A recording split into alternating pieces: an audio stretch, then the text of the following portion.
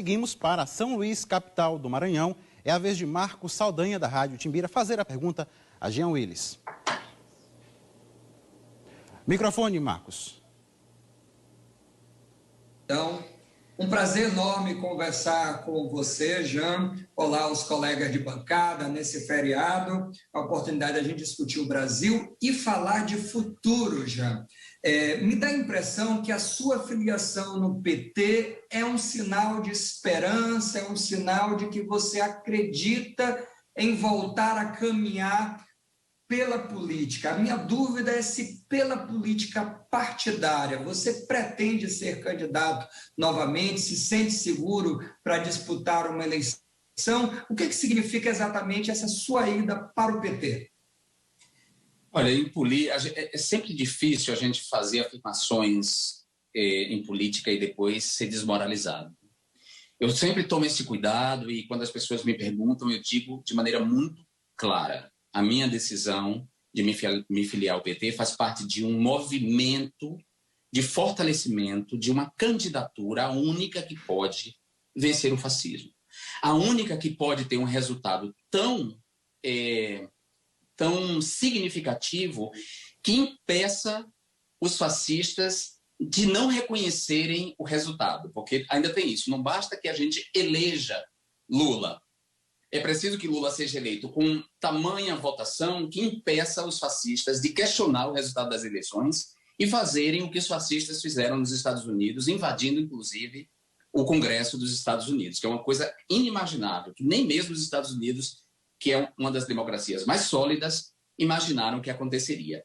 Então, esse movimento tem a ver com o fortalecimento dessa candidatura, desse homem que mobiliza, mais que votos, ele mobiliza um imaginário. Então, a esquerda, sobretudo depois de 2018, passou muito tempo batendo cabeça, desnorteada, as esquerdas, com o resultado das eleições de 2018, com o impacto do assassinato de Marielle, com o tipo de comunicação que a extrema-direita dominou por meio das mídias sociais, né?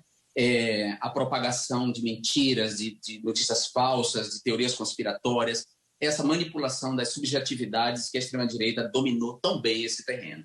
Então, de lá, a esquerda então estava desnorteada, abatida por esse resultado. E ela, em vez de buscar reagir, ela bateu muito cabeça se dividindo, brigando. A esquerda tem, historicamente, uma propensão às lutas fraticidas. Então, eu quis, na verdade, fazer um movimento contrário, dizer para as pessoas que nós estamos unidos, né? Que nós estamos unidos e que é preciso somar forças a Lula. E aí, juntando isso, mais o fato de que eu já estava associado mesmo ao PT, mesmo que eu não quisesse, ou seja, a minha associação com o PT ficou mais intensa quando eu me coloquei contra o golpe de 2016, né? Eu era uma voz de fora do PT, oposição ao governo Dilma, um político com prestígio nacional e internacional, portanto, era uma voz muito perigosa. Minha voz, ao denunciar que aquele impeachment era um golpe, era uma voz muito, perigosa para o próprio golpe. Então, a direita e a extrema-direita fizeram questão de fazer um tipo de difamação que me associava ao PT e que, de alguma forma, associava toda a minha agenda progressista também ao PT. Né? Então, só para ter uma ideia para as pessoas, para concretizar isso na cabeça das pessoas, o Escola Sem Homofobia não foi uma política pensada por mim, foi uma política pensada pelo governo do PT, né? Pensada pelo governo Lula e começou a ser posta em prática pelo governo Dilma. Entretanto, como eu era um homem gay no Congresso Nacional, eu era o único gay assumido no Congresso Nacional e tocava abertamente essa agenda LGBT, eles associaram o projeto Escola Sem Homofobia a mim. E ali criaram a primeira fake news, e que foi ressuscitada, e uma das fake news que deu a vitória à extrema-direita no Brasil, que foi a história do kit gay.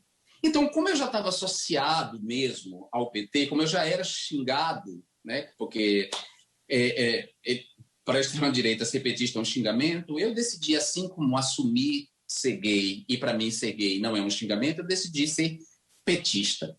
E decidi enfrentar essa força política negativa, destrutiva, que é o antipetismo, né? O antipetismo, não, se o antipetismo fosse só uma vontade de acabar com um partido político como o PT, já era uma força destrutiva, antidemocrática e fascista. A questão é que o antipetismo vai além disso. O antipetismo é contra toda uma política progressista, né? O combate ao racismo, o combate à misoginia, ou seja, o empoderamento das mulheres, a equidade de gênero. O antipetismo é contra a reforma agrária, o antipetismo é contra o reconhecimento das terras indígenas, o antipetismo é antiecológico, o antipetismo não acredita nas mudanças climáticas, o antipetismo é negacionista, o antipetismo não acredita na Covid-19 e é anti-vax, anti-vacina. Ou seja, o antipetismo é uma desgraça.